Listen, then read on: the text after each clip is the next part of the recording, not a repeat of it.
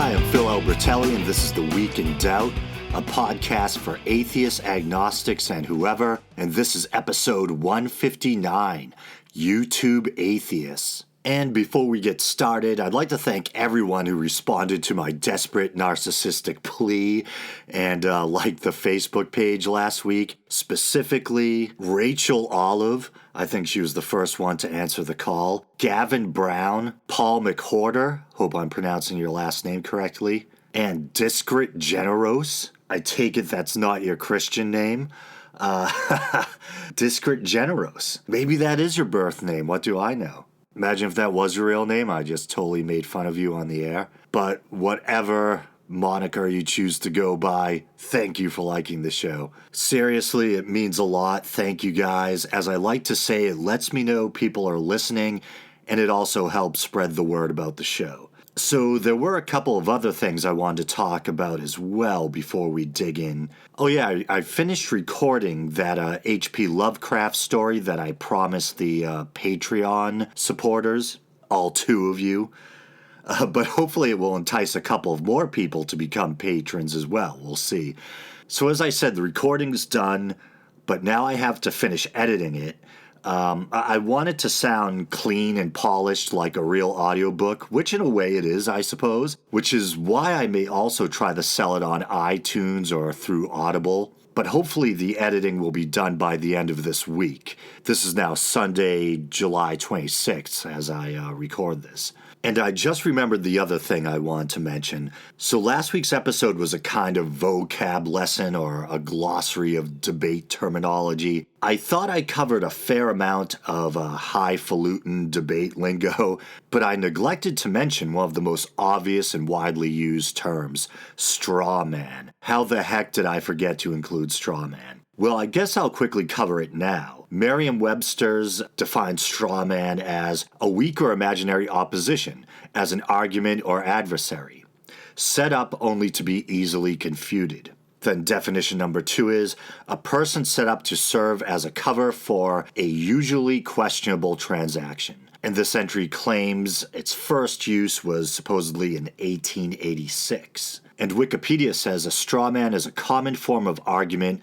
and is an informal fallacy based on giving the impression of refuting an opponent's argument while actually refuting an argument which was not advanced by the opponent. The so-called typical attacking a straw man argument creates the illusion of having completely refuted or defeated an opponent's proposition by covertly replacing it with a different proposition, i.e. stand up a straw man, and then to refute or defeat that false argument, knock down a straw man instead of the original proposition. This technique has been used throughout history in polemical debate, particularly in arguments about highly charged emotional issues where a fiery, entertaining quote-unquote battle and the defeat of an quote-unquote enemy may be more valued than critical thinking or understanding both sides of the issue. In the United Kingdom, the argument is also known as an Aunt Sally, after the pub game of the same name, where patrons throw sticks or batons at a model of an old woman's head. And that goes into a little bit of the origins. As a fallacy, the identification and name of straw man arguments are of relatively recent date, although Aristotle makes remarks that suggest a similar concern. Douglas Walton identified the first inclusion of what we can find in a textbook as an informal fallacy in Stuart Chase's Guide to Straight Thinking from 1956. However, Hamblin's classic text, Fallacies, 1970, neither mentions it as a distinct type nor even as a historical term. The idea of men of straw who can be knocked down by the lightest puff, the smallest breath of truth, erected by invaders upon a field to scare away others who might join the movement, can be found in Victoria C. Woodhull's The Scarecrows of Sexual Slavery, written in 1873. The origins of the term are unclear. The usage of the term in rhetoric suggests a human figure made of straw, no duh, which is easily knocked down or destroyed, such as a military training dummy, scarecrow, or effigy. The rhetorical technique is it goes into Aunt Sally again. One common folk etymology is that it refers to men who stood outside courthouses with a straw in their shoe in order to indicate their willingness to be a false witness. And there were a couple others that I just realized I had overlooked, like syllogism. So I may have to do a volume 2 or a part 2 on the subject of debate terminology. But anyway, on with the show. So YouTube atheists. I guess I'll start with one that some of you might not think really fits into this category, but it's the Young Turks. Now, if you spend any time on YouTube, then you're probably already aware of the Young Turks. They're supposedly the largest online news network, and their numbers are absolutely tremendous. I believe they're officially over 1 billion views. Now, TYT was founded by Cenk Uygur, a Turkish American who immigrated to the U.S. as a kid, I think when he was roughly about 8 years old. And he's a pretty accomplished individual. He has a law degree. He had small parts in some big films, I believe. And he used to be on the now defunct Air America. And for a while, he was actually a host on MSNBC during what is now Al Sharpton's time slot. And I almost forgot TYT was actually on television for a while as part of Current TV's evening lineup. Current TV, also now defunct, and was replaced or bought out by Al Jazeera America. Now, I've been a Young Turks fan for years. I think they were one of the first podcasts I discovered after I got my first iPod and started using iTunes. Brian Dunning's Skeptoid is another one. That may have been the very first podcast that I ever downloaded, or at least that I really got into. So I've had a pretty long-standing love affair with TYT. I'm hard-pressed to think of anything I ever disagreed with them on over the years, until recently, that is. Of course, in a couple of recent episodes, I disagreed with John Idarola concerning the case of a 24-year-old Belgian woman suffering from clinical depression who was given official approval to be euthanized. I gave some pretty in-depth, heartfelt reasons why I think it's wrong to euthanize a young, otherwise healthy person due to depression or some other mood disorder. I'm not getting into that again. The big thing that I and others have taken issue with is the attitude Cenk has taken regarding stories having to do with Islamic fundamentalism. I think I personally noticed this trend starting to set in the wake of that Ben Affleck, Sam Harris debacle on Real Time with Bill Maher.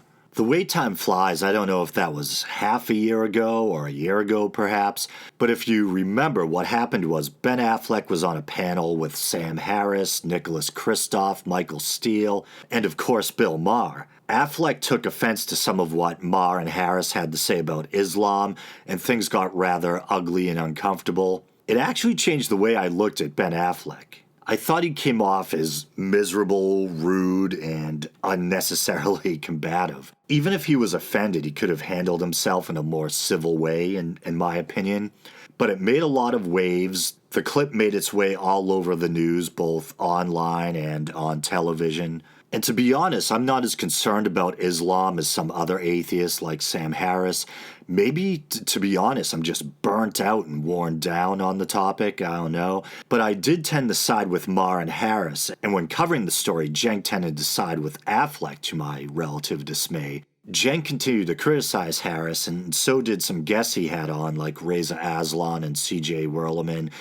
And eventually the whole thing culminated in an exhausting 3-hour debate or discussion between Cenk and Sam. It's still kicking around on YouTube if you want to check it out. I thought seeing two people I admire go head-to-head would be much more exciting or gratifying, but the whole thing felt like a waste. 3 hours of hot air and arguing in circles without anything really productive coming out of it, in my opinion. Just to give a quick breakdown of my own view on Islam, I've said many times on the show that despite being a non-believer, I still have a love for or fascination with world religion, mythology, etc., etc. And if you name a religion, I can probably tell you something I like about it, at least on a poetic or figurative level. Or maybe, some of the more humanistic tenets of the religion, or maybe things like sacred art, music, and architecture associated with that religion or culture. And Islam is no exception. But I think we have to be intellectually honest and not give in to political correctness. If someone kills others in the name of a religion, then there's obviously some religious aspect or component to it. and we shouldn't be made to feel afraid to point that out. For example, the recent Chattanooga shooting, where we had a young Muslim man, somewhere in his early 20s, I believe, who killed several Marines at a military base. He grew up in the States, was as American as apple pie, according to friends and teachers and coaches and whatnot, but supposedly he did develop problems with drugs and drinking, may have been suffering from depression. And I talked about depression on the show recently, and I don't want to give the false impression that there's some correlation between depression and violence, generally speaking. Most people suffering with depression aren't violent, but sometimes people who do commit these violent antisocial acts can be suffering from depression, and that's kind of a part of the mix. So we have to, in fairness, add that into the mix. The drugs, alcohol, whatever mental or emotional disorders he was dealing with. But according to his own family, even though at least one friend seems to speak otherwise, he did embrace extreme religious beliefs to some degree. And I'm paraphrasing, but that's according to his own family. And now I just noticed online that the FBI is now calling him a quote-unquote homegrown violent extremist. So other factors may have been at play as well, but somewhere in the mix was Islamic extremist ideology. Does that mean all Muslims are violent? Does that mean if we accuse this one guy of extremism that we're accusing all Muslims of extremism? No, of course not. So why do we get accused of being racist or bigoted if we point out the Muslim extremist angle? The racist thing is weird since Islam is a religion, not a race. I believe Ben Affleck referred to Sam Harris's remarks as quote-unquote racist and gross. If a Christian bombs an abortion clinic, which hasn't happened in some years to my knowledge, I have no problem calling it Christian extremism or domestic terrorism. I have no problem calling Lily White Tim McVeigh or IRA bombers terrorists or extremists. So why can't we point out that the world has a problem right now with Islamic extremism? And once again, I'm talking about the extremist minority, not all Muslims. We know we have ISIS, Al-Qaeda, Boko Haram running amok overseas, and now we're starting to see homegrown extremism rearing its ugly head. Some of them probably radicalized online by some of these overseas groups, and some self-radicalized. But why can't we point that out without being made to feel self-conscious or without being accused of being bigoted? It's gotten quite annoying, though. Every time a story about Islamic extremism is covered on TYT, Cenk gets loud as if accusing the audience and goes off on a rant about what he sees as the disparity between the way we treat white shooters and shooters who happen to be Muslim, saying that we never call lone wolf white males terrorists. Well, there's usually a reason. If some deluded freak shoots up a movie theater, like in the case of the Aurora shooting, but has no religious or political agenda, then he really is just a lone wolf. But let's say someone from the Westboro Baptist Church one day decides to pull the pin on a grenade outside a soldier's funeral.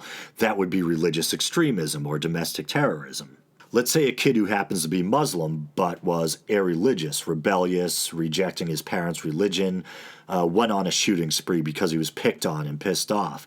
That wouldn't be religious, and it wouldn't be terrorism. That would be the case of a lone wolf shooter. I don't know if all of this is making sense, but I hope so. Yeah, it is frustrating, though. As a TYT fan, I enjoy most of their coverage.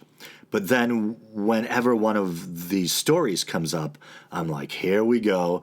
I remember when Cenk used to really go after religion in general and point out the hypocrisy and absurdity of it. But now he seems to spend more time chiding the audience or whoever he's addressing through the camera and ranting about what he sees as the unfair treatment of Muslims, chasing viewers right into the waiting bosom of Atheist Roo. It is funny, though. If you go to Atheism is Unstoppable's channel, you'll notice that a lot of people there are disillusioned TYT fans. But I guess I'll take this opportunity to segue into a discussion of Atheism is Unstoppable. So Atheism is Unstoppable, aka Atheist Roo, aka Devin Tracy. I believe Devin's a designer or videographer or video editor or something like that. He's pretty good with Photoshop. I have a degree in graphic design, so we might actually have a lot in common in that regard. Well, I guess first off, I'll say whatever you think of him, his videos are fun. In fact, even though I agree with him on some things, including some of his criticisms of the Young Turks, the primary reason why I go to his channel is because I enjoy the entertainment quality or value. His mascot is a photoshopped kangaroo, hence the moniker Atheist Roo, and often the kangaroo will adorn different costumes and its facial expressions will change in reaction to what's being said. And the other entertaining thing is Devin's personality or demeanor. He does have a good sense of humor and he tends to get worked up a bit. To be honest, I'm not sure how much is him hamming it up for the audience and how much of his outrage is genuine. I do believe he's sincere in his views. I just don't know if he revs things up a bit more for the entertainment value. In a way, I'm almost tempted to call him the soup Nazi of YouTube atheism. Remember the soup Nazi from Seinfeld? If you didn't follow exact protocol and do things his way, you'd get yelled at and kicked out of line. It's kind of like that. Sometimes the kangaroo is dressed like Thor and wields something known as the ban hammer. If you criticize Devin even good-naturedly, bam, you're gone, banned from the channel. Same goes for Twitter. Even my saying this now could be ban-worthy. We'll see. And once again, to be honest, I'm not sure if this over-the-top policy is part of his shtick or if he's really that temperamental. Not sure. It's fun when it happens to someone else, but probably sucks if you're a devoted fan and he permanently bans or blocks you for speaking your mind. And he's recently gotten into some feuds with other online atheists, including Jaclyn Glenn and the Amazing Atheist. And funny enough, it's not religion they're clashing over, but race. They accuse the Roo of being racist, he accuses them of being social justice warriors, blah, blah, blah. And this stems from his coverage of some of the recent news stories regarding cases of alleged police brutality or even killings of young black men. Now, I have to admit I'm not very well versed on the statistics of how many white Americans versus how many African Americans commit certain crimes. You guys know me, I don't even like the concept of race. I find it biologically flawed and socially divisive. He made a video recently in response to one published by Jaclyn Glenn, in which she expressed her thoughts on the Dylann Roof case.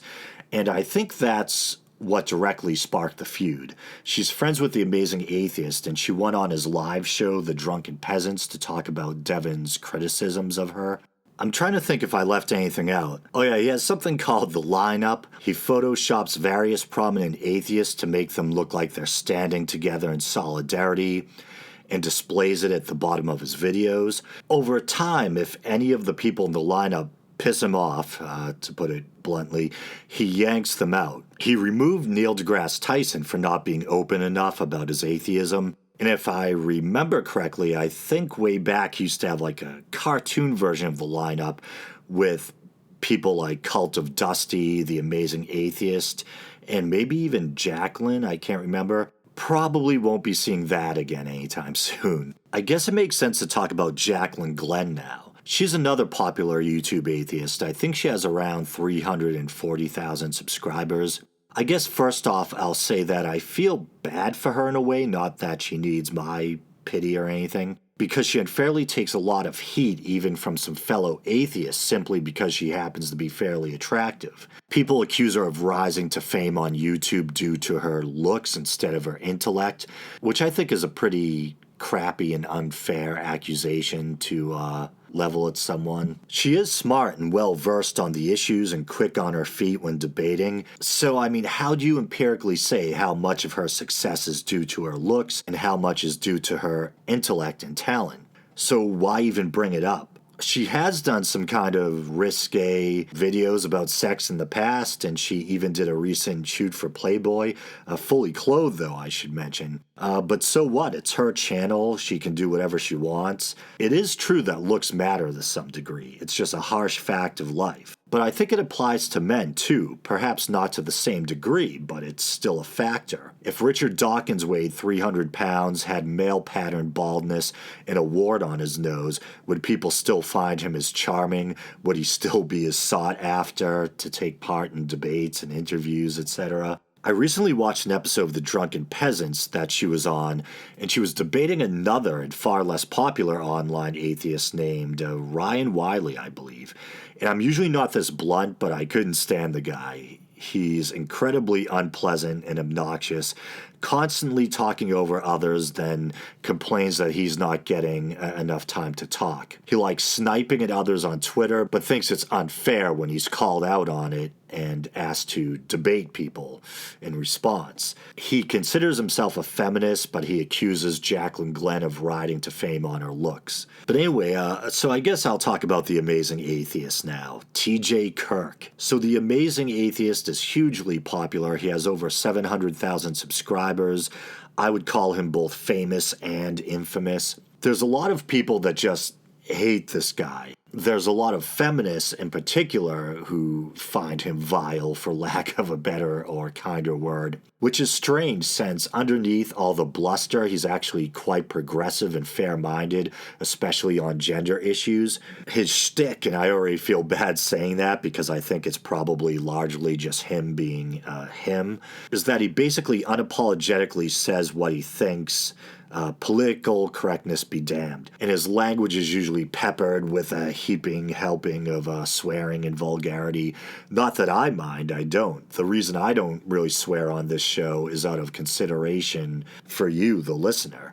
Underneath all of that, like I said, is someone who is really smart, sensitive, thoughtful, and fair, and holds progressive values. But there are some things in his past that some might find disturbing. There's a site called Encyclopedia Dramatica, basically a cesspool of slander and depravity, but it does contain some truth in most of its accusations.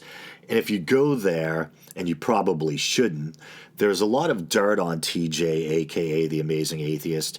If you watch his main channel, or if you watch the live show he co-hosts, The Drunken Peasants, you'll probably notice a lot of banana jokes at TJ's expense. He's a pretty sexually adventurous person, I guess, and he's pretty open about his sex life and his bisexuality. Well, he performed a certain sex act on himself with a banana. Hopefully I'm not getting too graphic for any of you who have sensitive ears. And a girl who he was video chatting with shared the video with the world, hence the infamous banana incident. And in fairness to TJ, instead of running away with his tail or banana between his legs, he actually addressed it head on his own channel. And his honesty about his own shortcomings or his own embarrassments or whatever is actually really refreshing. It's one of the things I like about him. I think there's also a gif of him flailing after pouring a pot of scalding hot liquid over his own genitals with the caption, "The native dance of my people," or something like that. On a more serious note, there are some remarks that he made during a flame war with a feminist that keep coming back to haunt him. I guess they were made when he was much younger, but he said some pretty over-the-top, nasty stuff. And I think the person may have been a rape victim, and some of his remarks reference that. He's repeatedly apologized for those things he said, but they're still out there online, and they're pretty brutal if you go and read them. But in fairness to him, once again, TJ actually reads verbatim the very remarks he's apologizing for in a video on his own channel. But all in all, if you don't mind swearing and you want some thoughtful and interesting commentary on atheism and religious issues, I still think The Amazing Atheist is definitely deserving of your time. And the other show he does, The Drunken Peasants, is a riot. The Cartman impressions get a little old after a while, but still a very, very entertaining show. It almost kind of reminds me of YouTube's answer to Howard Stern in a way. It has that kind of feel to it. Next, I think I'll discuss Noel Plum99. I believe he's probably in his middle years, kind of a charming, salt-of-the-earth guy based in the UK, a fireman by day, I believe. What I like about him is that he's very bright and thoughtful, but he delivers his thoughts in a very plain-spoken and congenial kind of way. And he's very fair, whether he's talking about radical feminists or MRAs or PZ Myers and free thought blogs or whatever. He always does so in a very balanced and fair-minded way. He's definitely worth checking out, and I don't think he's ever shoved a banana up his ass. Not that I'm judging. Let's see, who's next? Yes, there's a channel called Essence of Thought, hosted by a young English bloke named Peter Thurston. Actually, I don't even know the term for it, but I think he identifies with both genders, and he actually goes by the names both Peter and Ethel Thurston. He considers himself a feminist, but he's very fair-minded and measured in not just his approach to feminism, but his approach to everything. He's an incredibly bright and well-spoken young guy. He's so intelligent that I must admit that sometimes that I get a little lost trying to intellectually keep up with him. So the next two I'm going to discuss, I'm covering at the suggestion request of friend and listener John Haas. So first up is Non-Stamp Collector. I have to admit I wasn't too familiar with this one, but when I looked him up on YouTube today, I saw some of the thumbnails and it jogged my memory. Non-Stamp Collector is the guy who does the funny cartoons that feature very simple, almost stick figure-like characters. They're simple yet well done, and the cool thing is that they're as informative as they are entertaining. Earlier today, I watched the one where they have a game show where contestants are asked questions about Hitler, and as it's entertaining you, it's actually kind of sneakily educating you about all the ways in which Hitler, at least publicly, supported religion and used religious rhetoric. I also watched a few others, the Noah's Ark one, the one with the angels at Mission Control, and a couple others. Good stuff. I think he hasn't been releasing as many videos lately. According to one clip I watched, I think he had a kid not long ago, and so he's been devoting himself to other things, such as family, which I guess is important. We'll give him a pass. We don't want him to be like one of those World of Warcraft families, the people who like staring at the monitor like zombies while the baby's starving to death behind them. So the other one I wanted to cover for John is Theoretical Bullshit. Well, that's the name of the channel. I might have to put an explicit warning on this episode. I think John said this guy actually works as a soap star. I can see it. Looks like one of those cats that won the genetic lottery, a real good-looking GQ type. But John also said he was smart, wicked smart, I believe. As we say in New England, wicked smart. And sometimes we throw pissa in the mix. Basically pisser without the R rounded off. And he is wicked smart. And maybe he's the male Jaclyn Glenn, always having to prove he's not just another pretty face. So I watched a video he did responding to Matt Slick. Matt Slick is a prominent Christian apologist, and it's pretty funny his last name is Slick because he talks really fast like a used car salesman who's trying to sneak the facts or lack thereof by you. And kind of like with Essence of Thought, I find I have to try to remain firing on all eight to keep up with him. Definitely an agile thinker and very well versed in philosophy. So I hope you're happy, John. I covered your favorites for you. That's my New England accent. There were a couple of others I almost forgot. Actually, a few. Thunderfoot, Sargon, Tildare. I think Tildare's an atheist. But one thing they all kind of have in common is that they, who else? Yeah, Roo, I believe. But the one thing they have in common is that they all often rail against feminism, or at least radical feminism. I'm not sure if any of them consider themselves men's rights activists, with the exception of Tildare, who may be a part of the MGTOW movement, which stands for Men Going It Their Own Way, or men Going Their Own Way. I had never even heard of that term or acronym until I researched those Gamergate episodes not too long ago. I personally don't care about the ongoing battle between MRAs and radical feminists. It's interesting in a highly irritating sort of way, but not my fight. I'd rather focus on religion, philosophy, using logic to try to suss out the answers to the big questions. But speaking of Thunderfoot, I know his father recently passed, and he'll probably never hear this, but I wish him all the best for whatever that's worth. That's kind of like the secular version of saying you're praying for someone. It can't be easy. I was about to end the show, but there's also Cult of Dusty. I don't know too much about Cult of Dusty, but he's a former hardcore Christian, I think, has a strong Southern accent, got like a goatee and a baseball hat, kind of seems like a good old boy, really kind of over the top, but he's fun to watch, definitely doesn't pull any punches, If you're someone who's really politically correct or someone who's religious at all, you might find his channel insulting, but I think it's I think it's pretty fun and entertaining.